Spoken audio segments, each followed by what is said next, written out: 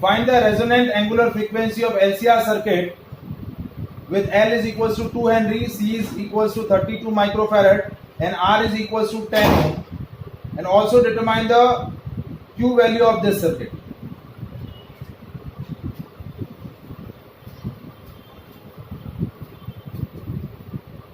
तो question number 4 देखिए, आपको क्या दिया हुआ है, रेजोनेंट एंगुलर फ्रीक्वेंसी आपको कैलकुलेट करना है। एल दिया हुआ है 2 हेनरी, सी दिया हुआ है 32 माइक्रोफैराड और आर दिया हुआ है 10 ओम, और आपको कैलकुलेट करना है ओमेगा नॉट, और क्या कैलकुलेट करना है, क्यू वैल्यू। तो ओमेगा नॉट हो जाएगा रेजोनेंट एंगुलर फ्रीक्वेंसी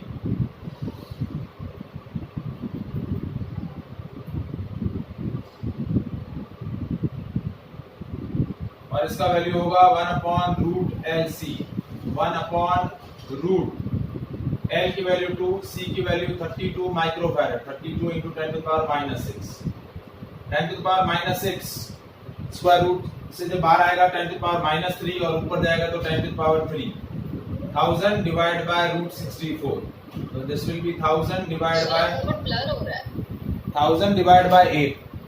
वो इंक गड़बड़ है या दिख नहीं रहा है?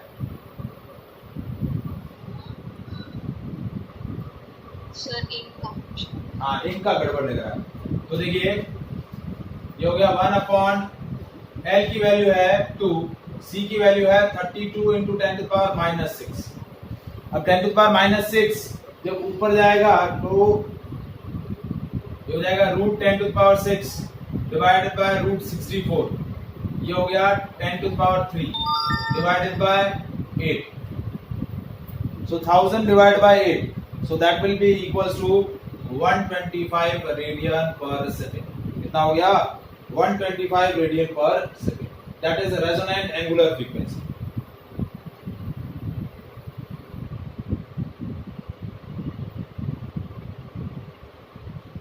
Is it clear?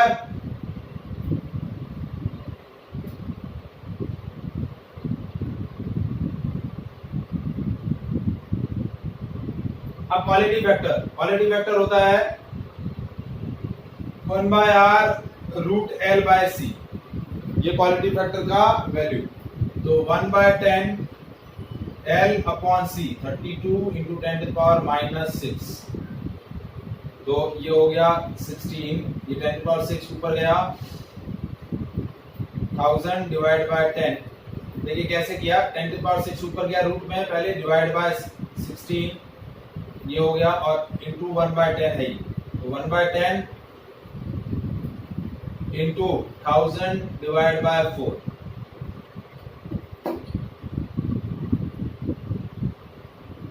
Quality factor कितना आ गया? 25। कितना आ गया?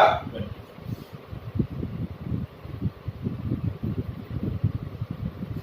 Is it clear?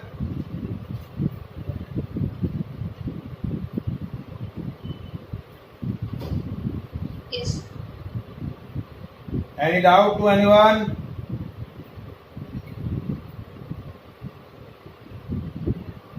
No, sir.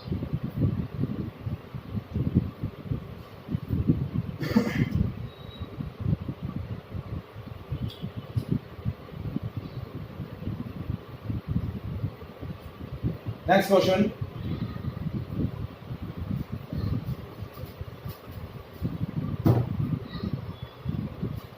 Question है, an alternating voltage and corresponding current are given by V is equals to 110 sin omega t plus pi/6 and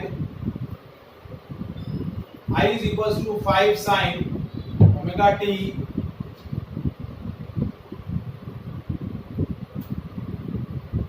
minus pi/6 respectively. Find the impedance of the circuit and average power dissipation in it. Impedance calculate करना है और average power calculate करना है। तो देखिए हम क्या कर रहे हैं, इन दोनों इक्वेशन को इसकी स्टैंडर्ड इक्वेशन से कंपेयर करें, तो पहले तो हम निकाल लेते हैं phase difference between V and I।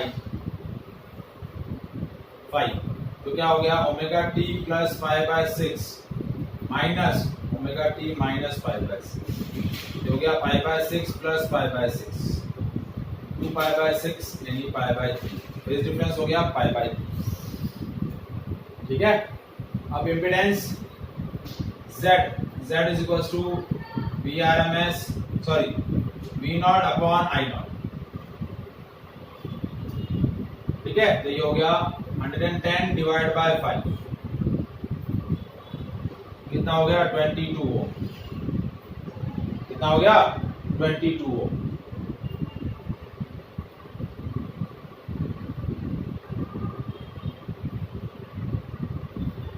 ठीक है, अब average power V0 I0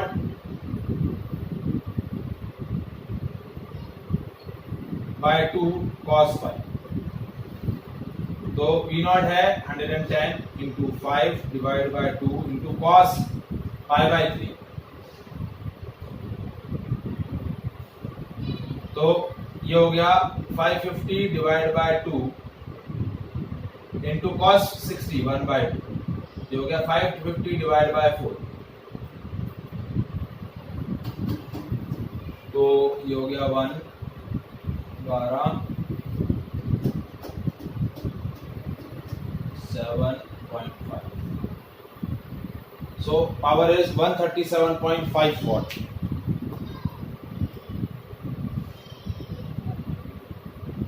Is it clear? Any doubt?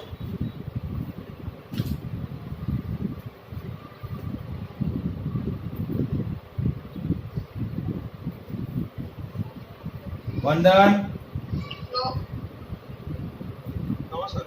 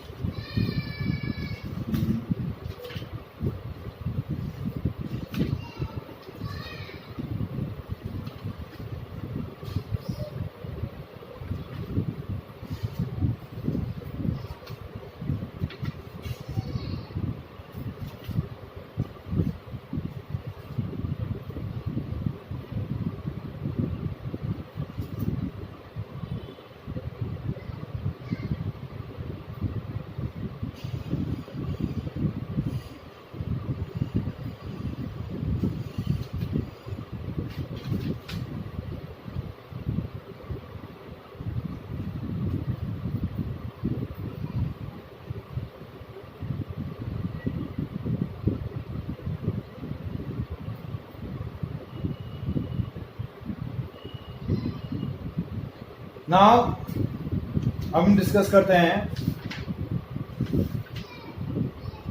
देखिए, हमने एक टॉपिक डिस्कस किया था, power in the AC circuit containing L only and C only. तो उसमें हमने क्या डिस्कस किया था, power in AC circuit containing L only और C ओनली। तो उसमें हमने क्या देखा कि एवरेज पावर जो है वो जीरो है।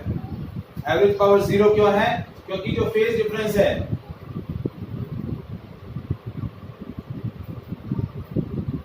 बिटवीन V एंड I वो क्या है π/2। फेज डिफरेंस π/2 होने की वजह से एवरेज पावर क्या है, consume in the AC circuit is zero. So at that in that situation the current in the such kind of circuit is known as wattless current। क्या होगा? जब average power in the circuit consumed by the circuit is zero, then the current in that circuit is called wattless current। और wattless current के लिए क्या होगा, phi की value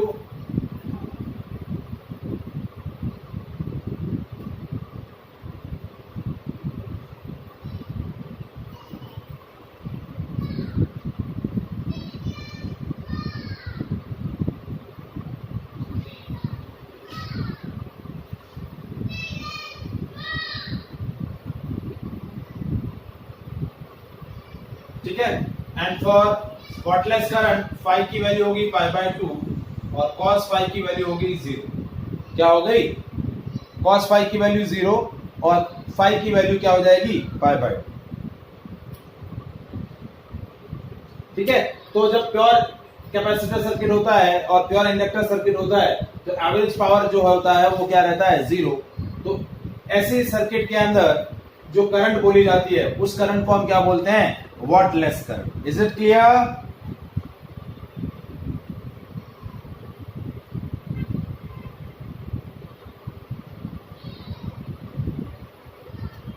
बेटा समझ में आया?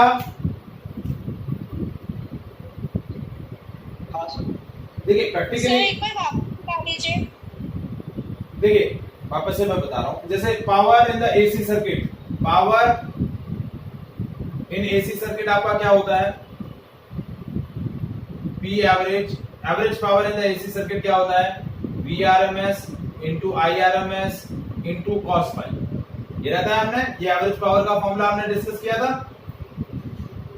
तो जब फाई की वैल्यू क्या हो? पाई बाय 2, तो cos फाई क्या हो जाएगा? 0। cos फाई 0 होगा तो एवरेज पावर उस सर्किट के लिए क्या हो जाएगा? 0। ऐसा कब होता है? जब आपका सर्किट प्योर कैपेसिटिव हो या प्योर इंडक्टिव हो। और इस तरीके के सर्किट में जो करंट फ्लो करेगी उस करंट को हम क्या बोलेंगे? Wattless current. क्योंकि वो करंट किसी भी तरीके का वर्क नहीं कर रही है। क्यों? क्योंकि वर्क करती तो पावर कंज्यूम होता, बट पावर कंजप्शन जो है वो सर्किट के अंदर एवरेज पावर कंजप्शन 0 है। मतलब उस सर्किट के अंदर जो करंट है वो कोई भी वर्क नहीं कर रही है। वर्क नहीं कर रही है तो वर्क डन क्या होगा उस सर्किट के अंदर? 0। और वो जो करंट बोली जाएगी वो करंट क्या बोली जाएगी? Wattless current. Is it clear बेटा? समझ में आया? Yes sir. Any doubt? No sir. अब देखिए मैं यहां वॉटलेस करंट और दूसरा जो जिसके अंदर एवरेज पावर, जैसे आपका सर्किट प्योर रेजिस्टिव है तो एवरेज पावर क्या होता है? V not I not by 2। So power is consume in that pure resistive circuit. तो उस सर्किट में जो करंट होती है उस करंट को हम क्या बोलते हैं? Active current. और it is also known as wattful current. क्या बोलते हैं? Wattful current. तो वॉटफुल करंट क्या है और वॉटलेस करंट क्या है, उसके कंपोनेंट कैसे हम कैलकुलेट करते हैं वो हम इस एक्सप्रेशन से कैलकुलेट करेंगे। P average is equal to VRMS into IRMS into cos phi. और वोल्टेज और करंट के बीच का फेज डिफरेंस कितना है? फाई। तो देखिए मैं डायग्राम ड्रॉ कर रहा हूं। P average is equals to IRMS into VRMS into cos phi. अब वोल्टेज का इक्वेशन, इंस्टेंटेनियस इक्वेशन क्या होता है? V is equals to V naught sine omega t. और करंट क्या होगी? I is equals to I naught sine omega t plus phi या sine omega t minus phi. या तो करंट लीड करेगी या फिर करंट वोल्टेज से क्या करेगी? फाइट फेज डिफरेंस से क्या करेगी? लैग करेगी। जैसे मैंने बोला कि करंट लैग कर रही है फॉर एग्जाम्पल, तो ये भाई ये मेरा क्या हो गया? वोल्टेज VRMS हो गया और ये मैंने ओमेगा टी ले लिया। करंट का फेजर डायग्राम बनाओ तो ये करंट हो गई मेरी और ये फेज डिफरेंस मेरा क्या हो गया? फाइव। क्या हो गया? फाइव। ये चीज समझ में आया?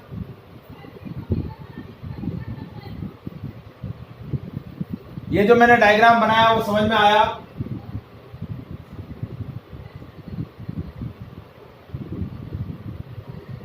ये आपका है VRMS ये वेक्टर और ये वेक्टर है IRMS। और वोल्टेज और करंट के बीच का फेज डिफरेंस है 5 और ये पॉजिटिव एक्स एक्सिस के साथ ये क्या कितना फेज एंगल है? Omega T. ये डायग्राम समझ में आया बेटा?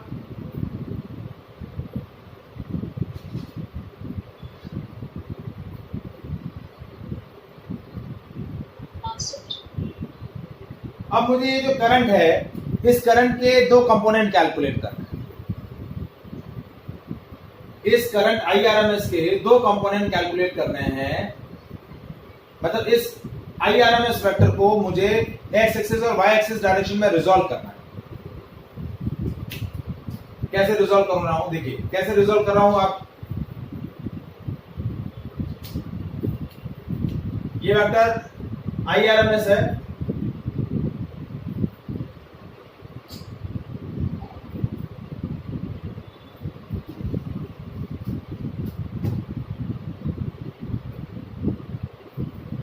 ये IRMS,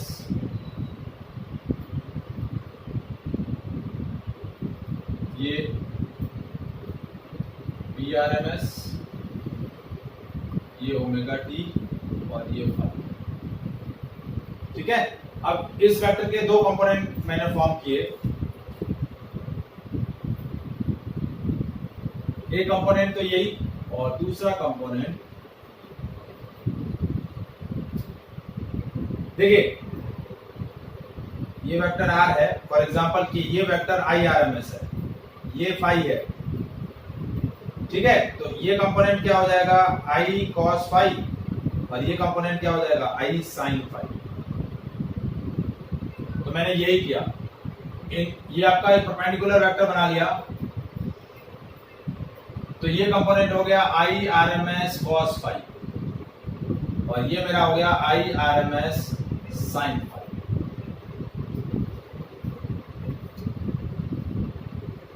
ये वेक्टर रिजोल्यूशन समझ में आया?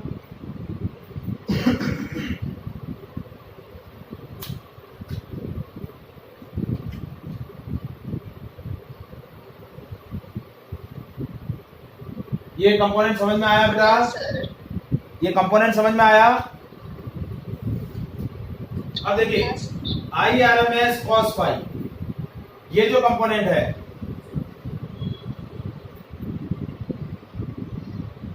This component of current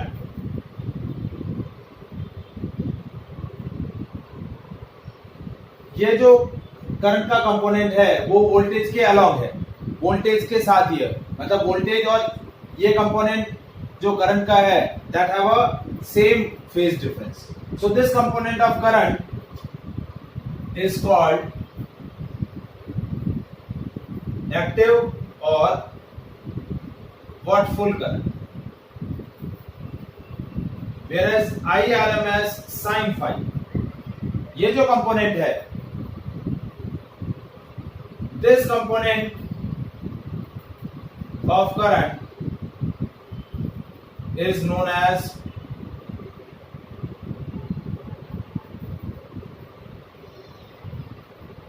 whatless current। क्या बोलेंगे? whatless current।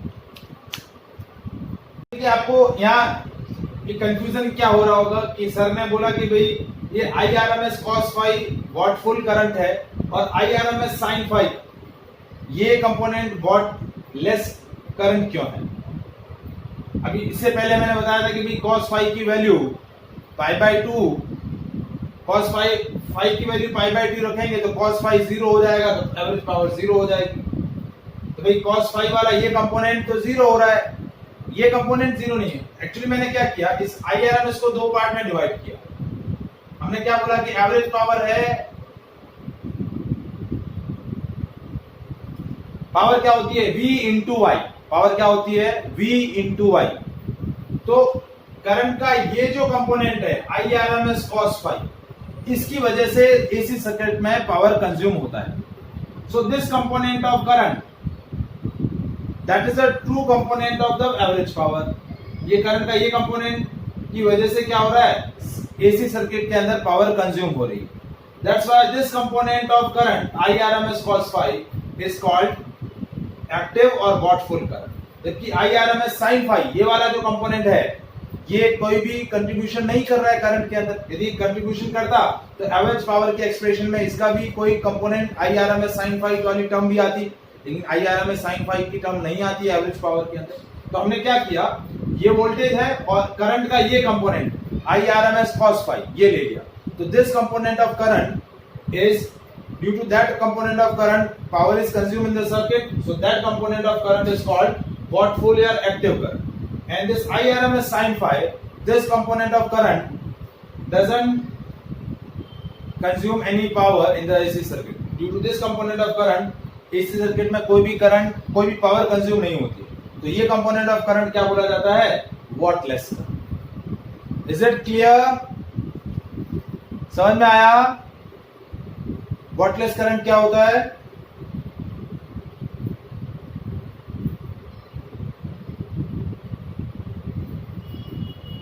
वंदन, मान्या, आर्या, हाँ सर. Any doubt?